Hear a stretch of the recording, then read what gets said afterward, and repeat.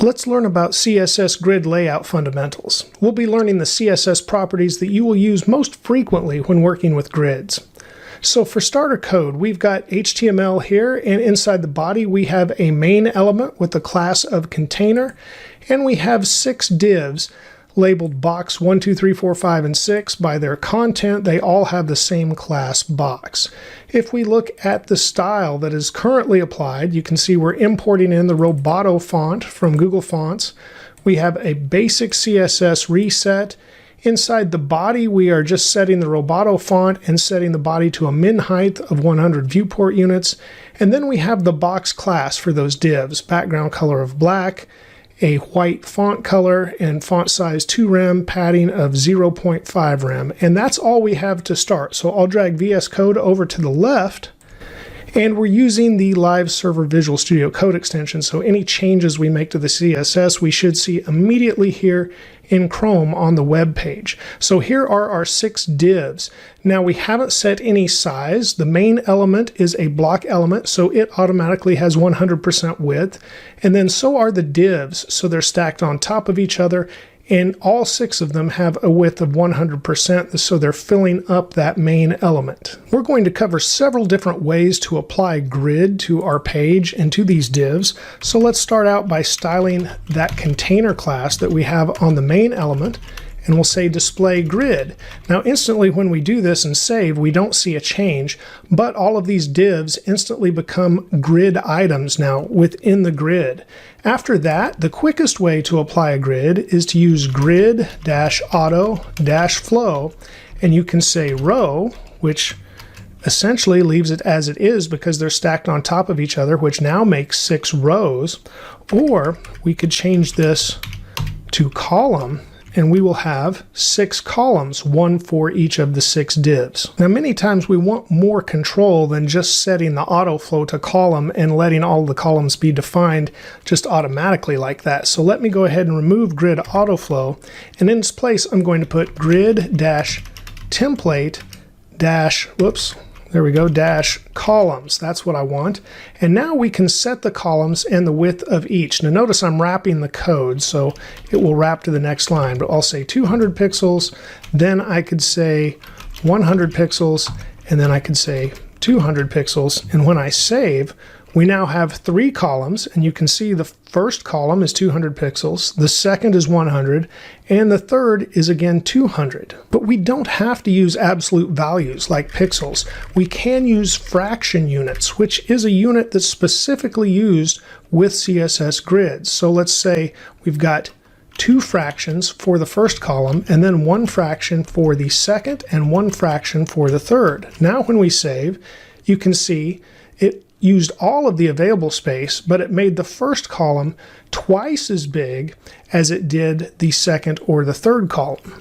And we can also mix, so we could say 200 pixels and then 1 fraction, 1 fraction, and you see our first column's 200 pixels. Then the next 2 columns, since they're equal, both have 1 fraction apiece, they're splitting the available width that is remaining, and so they're eating up all of that, so it still has a 100% width for the row, but the 5 and 6 here, or the 2 and 3, are much wider than what we see for the 1 and the 4. And now something very useful, instead of specifying every column, especially if many of the columns have the same value, you can use a shortcut for that. And so we're going to say repeat. I could spell repeat, and let's say we have 4 columns and each one is 1 fraction. And now when we save, you can see we have 4 equal columns, each being 1 fraction. And then when we get to the second row that is automatically created by grid, we've got 2 columns here because we only had 6 total grid items. So a grid can have empty space, and that's what we have here to the right. Now, while this value does not always have to be equal, it does have to be a pattern. So we could say, instead of just 1 fraction, let's say we start with 1 fraction, and then the next column is 2 fractions, and instead of repeating 4, let's just repeat this twice because it's going to repeat this pattern. So with this pattern, we're going to have 4 columns because we've defined 2 different columns here with the pattern. So when I save, you can see the first column is 1 fraction, the second column is twice as big, 2 fractions, the third column, again 1 fraction, and the fourth column, following that pattern, is twice as big with 2 fractions. Now, while we've defined our columns here, we really haven't applied anything to the rows. So everything about the rows is currently implicitly created by CSS Grid. We haven't explicitly defined anything for those rows, but let's go ahead and do that. And to do that, we'll use grid-auto-rows, and let's say 200 pixels to start out. And you can see now each row became 200 pixels tall. But once again, we're not locked into just using 200 pixels here with grid auto rows. So we could say min max, which is a function, and this lets us say the minimum first. So we'll say a minimum of, let's say, 150 pixels tall, and then we'll say auto for the max, so it could allow it to be taller. So now both rows are essentially 150 pixels tall, but we have auto here. So if our container was taller, right now we've got 150 and 150, so that would be a total of 300. But if our container was taller, this auto would let it grow. So let's set a height, or let's set a min height. I like that better. Let's set a min height of 400 pixels. And save, and now you can see they got taller. They should be 200 each, so 200 height on the first row, 200 height on the second row, and that's because of this auto. But they will not get smaller than 150 pixels a piece per row. Now, while I'm giving this example of grid template rows and grid template columns, pardon me, and grid auto rows, you should know that the opposite also exists. So you could have grid template rows, and you could have grid auto columns. So I'm giving one example, and I'll let you play around with the opposite of those. Now, what else we have are gaps between the rows or between the columns. So we could define a row dash gap, and we could set that to 1em and save, and you can see we now have that gap between the rows. Likewise, there is a column dash gap, so instead we could say column gap and save, and now we have 1em as a gap between each of the columns. Now these spaces are essentially called gutters. That's the space between the cells. So it could be a column gap, a row gap, or we could just define it as gap. And as you might guess, gap combines both, and it will define the row first. So if we say row 1em, and just to show the difference, we could say 0.5em for the column and save, and you can see the column gap is smaller. So you can define each of those separately. Many times we want them all to be the same, and we just leave it all at one size. And while I've got em there, I kind of want to make that rem instead, so I know I'm going back to my default font size there. Okay, now let's look at the individual grid items, which we have applied the class of box to all of them. So let's use pseudo selectors to just select the ones we want to change. And I'll start off with the box class, and then I'll use the pseudo selector first dash child. And after first child, I'm going to set the background color first. So background color, there we go. And I'll make this blue. We can save and make sure we have selected the correct grid item, that first child. And after that, let's go ahead and define how many columns this child takes up. And this is based on the lines of the grid, which I will explain after I set this definition. So let's say grid dash column. Yeah, there we go, column.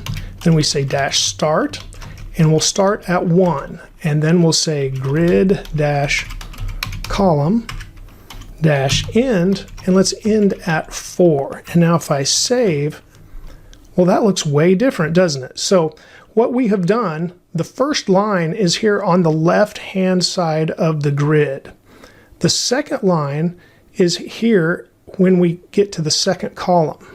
The third line is here when we get to the third column. And the fourth line is over here after the third column and before the fourth column. And so you can see we told it to start at the first line and end at the fourth line. So it really spans the first 3 columns. We can do the same with the row. So let's say grid-row-start, and we'll go ahead and start again at 1. Then we'll say grid-row-end, and let's end at 3 and save and see what happens. When that happens, we took up 2 rows. So the starting line was at the top, and then the second line was between the first and second row, and the third line is between the second and third row. So when we told it to stop at line 3, it stops before the third row. Now we can see this better with DevTools. So I'm going to drag our page over so it takes up the full window, and then I'm going to press Control Shift and the letter I to get to DevTools. And then I want to go to Elements, I believe. Yep. And I'm going to drag this up. And no, we don't need the console. Let's look at layout. There we go. So I don't need to drag that up. I need to bring this down. Maybe I can close that. There we go. So now we're in layout here, not styles, not computed, but layout. And we can scroll up and we can overlay the grid on our main container and look at it in the browser. So now we see this and the lines are labeled. So you can see 1, 2, 3, 4. Likewise, at the top, we have 1, and then 2, and then 3 coming down. So for the row, we start at 1 and we end at 3. For the column, we start at 1 and end at 4. And you can always do this in Chrome DevTools. Just make sure you open it up, go down to this second area here, and not styles, not computed, but choose layout, and then you can go to grid overlays. And there are some other things that you can apply as well. It should default to show line numbers, and that's what you definitely want when you see the overlays. Okay, with that said, I'm going to close this, going to drag our Chrome window back to the right so we can see our code. And let's apply just a little bit more to this grid. I'm going to scroll up for just a little more room, and I'm going to show you what I do instead of typing all of these out, because this gets to be a little bit much. So instead of grid column start and end and grid row start and end, I would type grid dash column, and then I would specify start at the first line, then put a slash and end at the fourth. And if I save, you can see that's what happens. Likewise, I can do that with grid-row and say start at the first line, end at the third line, and save. And we're back to where we were with fewer properties, as long as you understand that these are shorthand, and this essentially is the starting number and the ending number for both of these properties. Let's go ahead and select one more of these grid items. So I'll once again use the box class, and now I'll use nth-child, and we'll select the second item.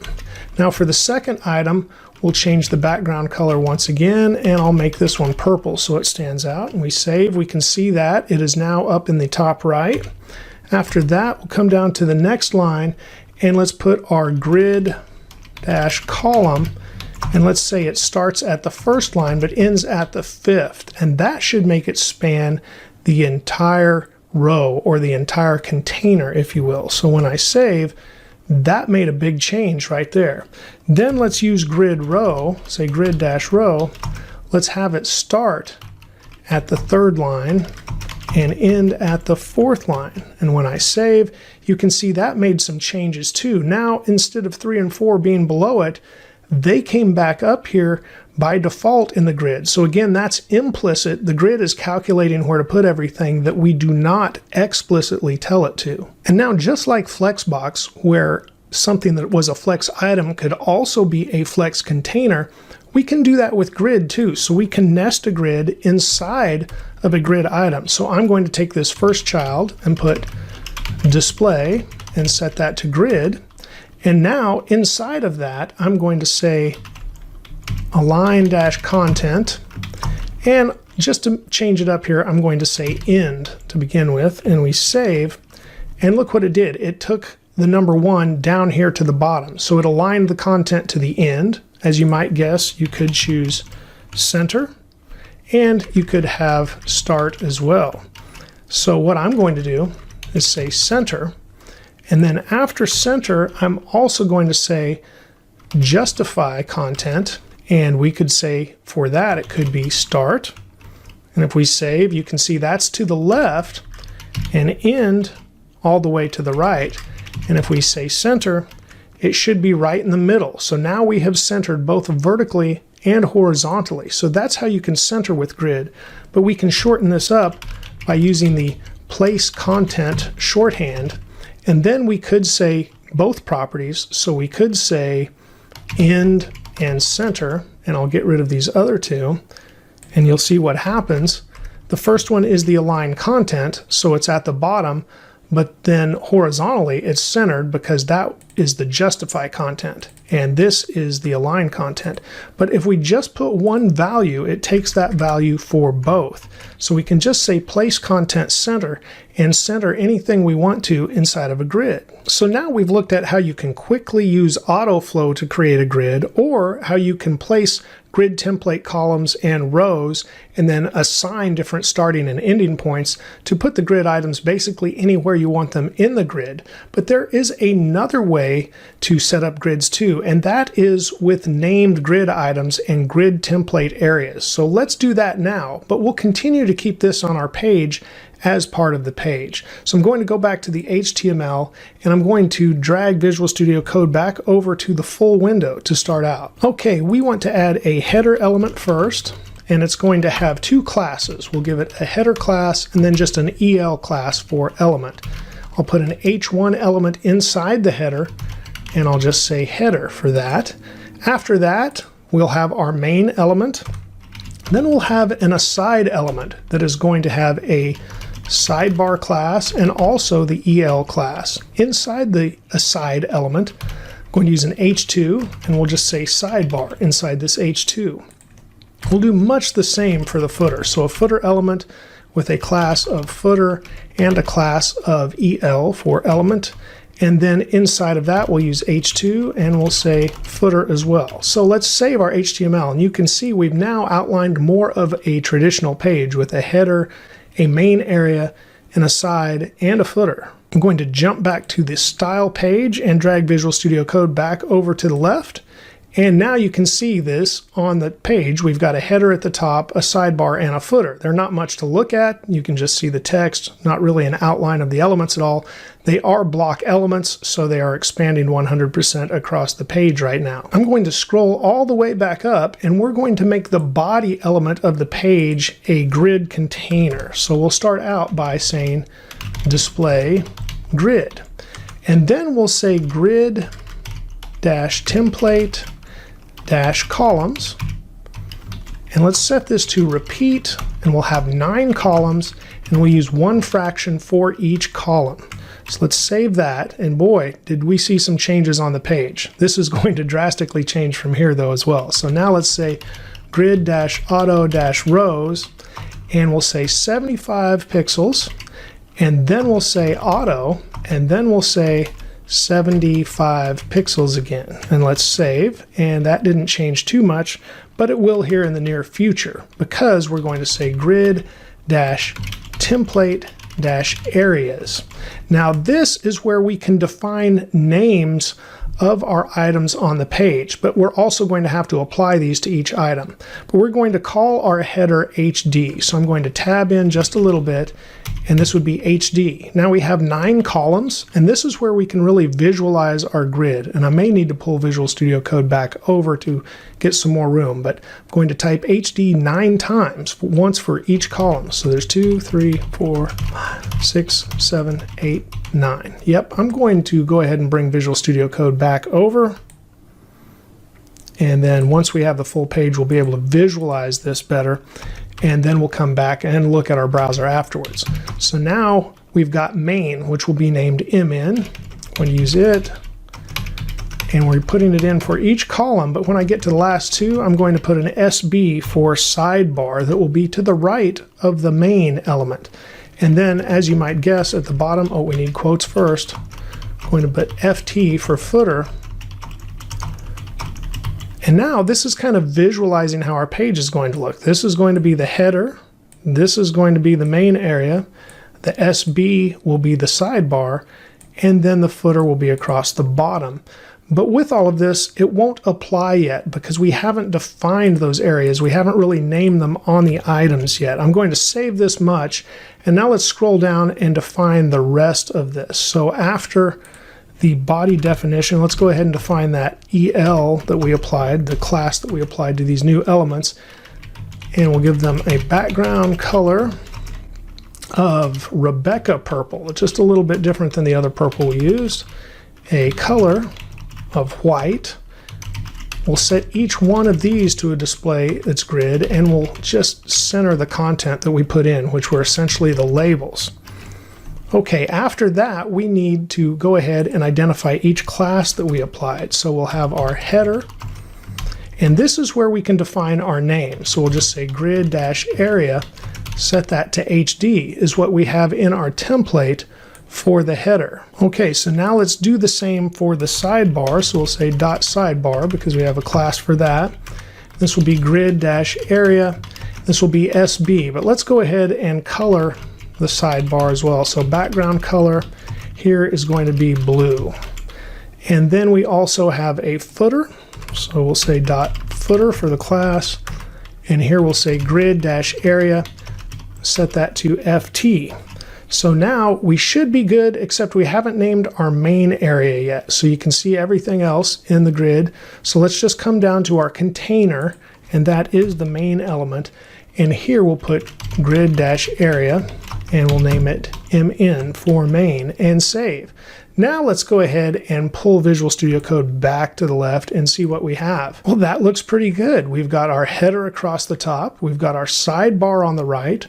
We've got our footer at the bottom, and here is our main element, the container that we were previously working with that still has our grid. So now this is a nested grid, and then inside of this nested grid, we created this grid item and made it a grid so we could center the content, so it's nested once again. I think the only thing I may want to add would be some space for our grid that's on the body. So after we've defined this, and you can see it's scrunched now with the lines wrapping, but here I'm going to put a gap, once again say 1 rem, and so now, well, now I have an error because I didn't put a semicolon at the end of our template areas, which is very easy to do. So let's save that, bring it back, and now I'll say gap and 1 rem, and now we can see this gap. Now it pushes our page down here just a little bit when we did that, so we might need to change that, resize something, but overall we've got a gap of 1 rem between the header and the main element and the sidebar. Once again, we see that gap between the sidebar and main element and footer, and then we see that right here with the column as well. So let me drag this over to take up the rest of the page, and once again I'm going to press Control Shift and I to open up DevTools. We're going to look at the layout, scroll up and do the overlay here. So we want to overlay the body now, and now we see the body has 9 columns, and we can see each one of these columns defined, but here's the only one that we really see the gap on for the column, which is right here around line number 8. Now we do see the gap here around line number 2 for the row, and then once again around, I can see a line number down here, but right here as well, no, not right here, here it is, line number 3 down here between the footer and the main element as well. So we had a similar sized gap here inside of our nested grid, which was throwing me off. So we could change that as well. We could change pretty much anything we want to. So for that, let me go ahead, close the DevTools, just to get everything to fit a little bit better. Let's bring this back, change our gap to 0.5 rem, and let's also go ahead and change the size we're using here from 75, and I'll select both of those, to 50 pixels. And yeah, it's fitting on the page a little bit better. There's no scroll up or down now. And we might even just want to have a column gap instead of a row gap. So if we save and do that, you can see now we've got a small footer, a small header, and we have this small column gap here, and it doesn't match the column gap inside our nested grid. So there could be other styles we want to change and play around with. But overall, I hope this has helped you see how grid can be applied in many different ways and give you a good start. And much like Flexbox Froggy that I recommended at the end of the Flexbox module, let's go ahead and look at Grid Garden, which is a game that will help you learn how to use CSS Grid as well. I'll link to this in the description. It's at cssgridgarden.com. But once again, 28 different challenges here that will help you master CSS Grid, or at least learn a lot more about it.